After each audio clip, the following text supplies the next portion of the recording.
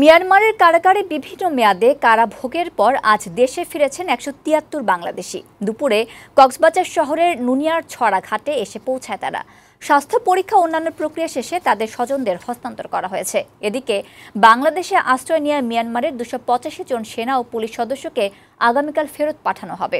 কক্সবাজার সংবাদদাতা শাহজাহান চৌধুরী শাহিনের পাঠানোর প্রতিবেদন জানাচ্ছেন অরিসুল ইসলাম।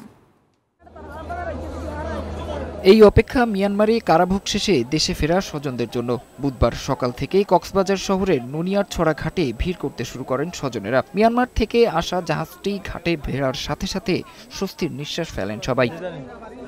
অবৈধভাবে সাগরপথে বিদেশে পাড়ি জমানো এবং মাছ ধরতে গিয়ে মিয়ানমারের জলসীমায় ঢুকে পড়লে বিভিন্ন সময় একাধিক মানুষকে আটক করে মিয়ানমার সীমান্তরক্ষী বাহিনীর সদস্যরা। বাংলাদেশ সরকারের প্রচেষ্টায় এদের মধ্যে ১৭৩ জনকে ফেরত পাঠালো মিয়ানমার সরকার। তাদের মধ্যে ১৪৪ জনের সাজা শেষ, আর বাকি ২৯ জনের সাজার মেয়াদ বাংলাদেশে পূর্ণ করার শর্তে তাদের ছেড়ে দেওয়া হয়েছে। অবৈধভাবে গিয়ে কষ্ট করে কেউ ২ বছর ৩ বছর জেল খেটে আসছে। সফল কূটনীতিক এর কারণে আমরা ওনাদের ফেরত আনতে পেরেছি। মঙ্গলবার বিকেলে ১৭৩ জন বাংলাদেশিকে নিয়ে মিয়ানমারের রাখাইনের সিত্তোয়ে বন্দর ছাড়ে দেশটির প্রতিরক্ষা বাহিনীর চিন ডুইন নামক জাহাজটি। পরে বাংলাদেশ সীমানায় জাহাজ বদল করে বুধবার দুপুরে কক্সবাজারের নুনিয়ারছড়া ঘাটে পৌঁছায় তারা।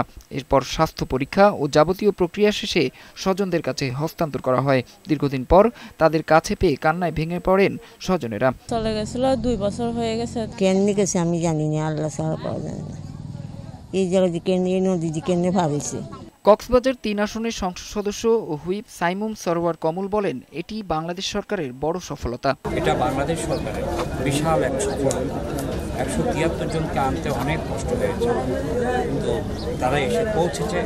মিয়ানমারে আরও শত শত মানুষ জেলখানায় বন্দী আছে। তাদের নাম বিভ্রাটের কারণে তারা সেখানে গিয়ে আইনগত সুবিধা পাওয়ার আশায় ভিন্ন নামে অথবা ভিন্ন স্থান দিয়ে মিয়ানমারের নাগরিকত্ব পরিচয় দিয়ে অনেকে সেখানে জেলে আছে। মিয়ানমারের সেনা ও বিদ্রোহীদের সংঘর্ষের কারণে সীমান্ত এলাকায় থাকা দেশটির সেনা ও পুলিশের যে ২৮৫ জন বাংলাদেশে আশ্রয় নিয়েছিল তাদের বৃহস্পতিবার ফেরত পাঠানো হবে বলেও জানান স্থানীয় সংসদ সদস্য। ডেস্ক রিপোর্ট, বৈশাখী সংবাদ।